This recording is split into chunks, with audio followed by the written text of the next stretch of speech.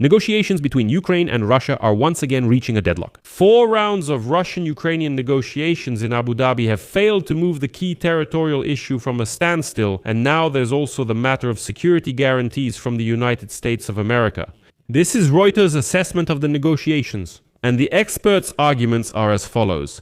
Russia continues its attacks on Ukraine's energy system, and today it even struck at nuclear power facilities. And the whole problem is that Volodymyr Zelensky agrees to put the peace agreement to a nationwide referendum, even if it includes the issue of giving up part of Donetsk and Luhansk regions. But for any vote to take place, Zelensky demands security guarantees from the United States of America, which Washington is in no hurry to provide, saying let's do it in a different order. In addition, the Kremlin continues to reject any substantial security guarantees that would protect Ukraine from complete diplomatic or military capitulation. Russia reduces the issue of security guarantees to its proposal from the spring of 2022, when the Kremlin offered to become Ukraine's security guarantor itself. Russia claims it won't attack again, expecting Ukraine to trust this verbal guarantee. And if Russia does attack after all, then Russia has the right to veto any guarantees for Ukraine. In general, it's complete nonsense. At the same time, for some reason, Washington hopes that a peace agreement between Ukraine and the Russian Federation will be reached before the beginning of summer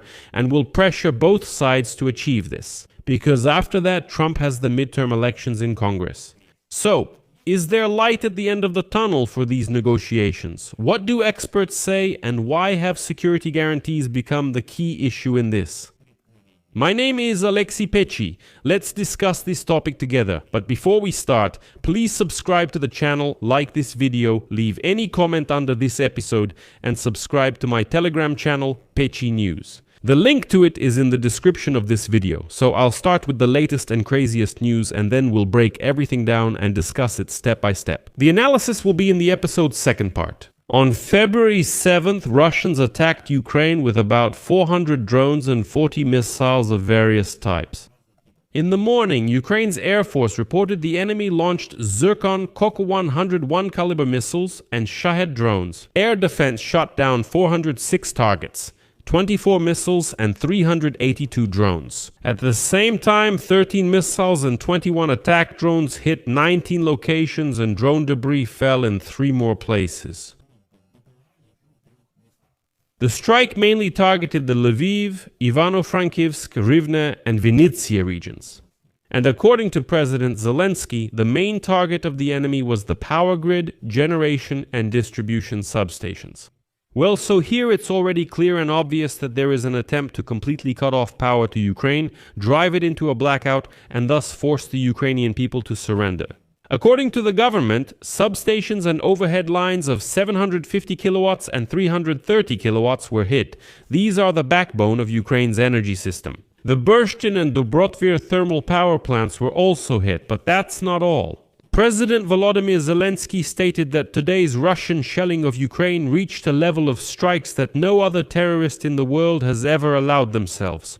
Zelensky informed that on the night of February 7, the Russians targeted facilities that the operation of nuclear power plants depends on. This, in turn, poses a threat not only to Ukraine, but also to Europe. And now a quote from Zelensky. Today, the nuclear units of our Ukrainian nuclear power plants reduced their generation and 1 unit automatically shut down. No other terrorist has ever carried out this many strikes. Russia must face a response from the whole world and from everyone concerned about the threat. In addition, Moscow must show that not only such strikes and the war matter to it, but also the negotiations that are ongoing and that must produce results. But now there are more and more signs that the negotiations have stalled again. According to Zelensky, the United States is urging the parties to end Russia's war against Ukraine before the beginning of summer and may exert diplomatic pressure according to this timeline. They say that after that, Trump wants to focus on the midterm elections in Congress, and he needs some kind of victory, even if it's only temporary. And here, Zelensky emphasized that Ukraine has long been proposing to create a clear step-by-step plan, a sequence plan, that would define the actions of the parties and the time frame for fulfilling the agreements. In other words, not just someday, but precisely.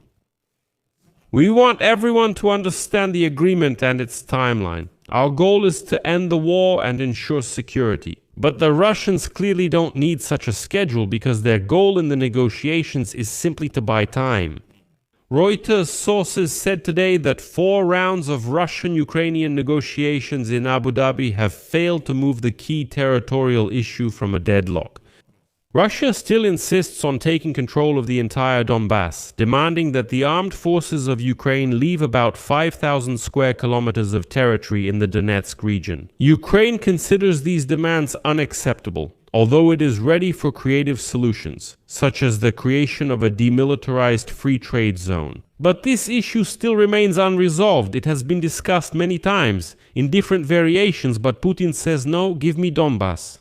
An agreement on the fate of the Zaporizhzhia nuclear power plant, which supplied a fifth of Ukraine's electricity before the war, has not been reached. According to Reuters' sources, Russia rejected a proposal from Donald Trump's administration under which the Zaporizhzhia nuclear power plant would be under United States control, supplying energy to Russian Federation-controlled areas and Ukraine. Putin insists that the plant remain under his control, offering instead to supply Kyiv, as he put it, with cheap electricity, in other words, to sell Ukraine electricity from the stolen Zaporizhzhia nuclear power plant. As I mentioned last episode, I'll say it again. Russians are a kind of people who live by some completely incomprehensible criminal laws. The Russians told the negotiations directly that this is now theirs. We stole this station, so it's ours. That is, they live by some laws where if you steal something, it's yours. So they admit they stole the Zaporizhzhia nuclear power plant and claim it's theirs. Now I'll reveal the main inconsistency in the negotiations. As I mentioned, the ceasefire and monitoring its compliance are currently under discussion. That's why a separate negotiation group appeared. It's the military, and that's not a coincidence. Any potential peace deal in Ukraine is expected to go to a nationwide referendum alongside presidential elections. The Americans insist that the vote should take place as soon as possible. They say after the November United States Congress elections, Donald Trump will likely focus more on domestic affairs. The Ukrainians state that it will take at least 6 months to organize the referendum. A compromise option of holding the vote as early as May was discussed in Abu Dhabi. But what is needed to hold a vote on the peace agreement? First, a stable ceasefire, and second, security guarantees from the United States. Zelensky stated directly, there can be no agreement until there are security guarantees from the United States and Western allies. For any vote in Ukraine, a ceasefire is needed, and the Kremlin has a history of breaking promises, so the demand is obviously fair. But Trump's team says the following: let's sign security guarantees only after holding a referendum on the peace agreement, and after signing that very peace agreement. This could become a major trap for Ukraine. The Kremlin continues to reject any meaningful security guarantees that would protect Ukraine from complete diplomatic or political capitulation. And here I am referring to the statement by the Minister of Foreign Affairs of the Russian Federation, Sergei Lavrov, who recently confirmed the Kremlin's refusal to provide Ukraine with security guarantees from Western partners. And he recalled the support for the so-called security guarantees to which the Russian Federation agreed during the negotiations in Istanbul in April 2022. Let me remind you, the draft of the Istanbul Protocol of 2022 did not provide a basis for substantial security guarantees and would have left Ukraine defenseless against any renewed aggression. The draft stipulated that Russia would be considered a neutral guarantor state for Ukraine, and the Russian Federation and China would have the right to veto the response mechanism to any future aggression against Ukraine. Ukraine undertakes to adhere to neutrality, strict limitations on the number and composition of its armed forces, and never to accept military rights. It also provides for the recognition of Ukrainians to introduce Yenko, not Karina, you also Lavrov in response to the prisoners,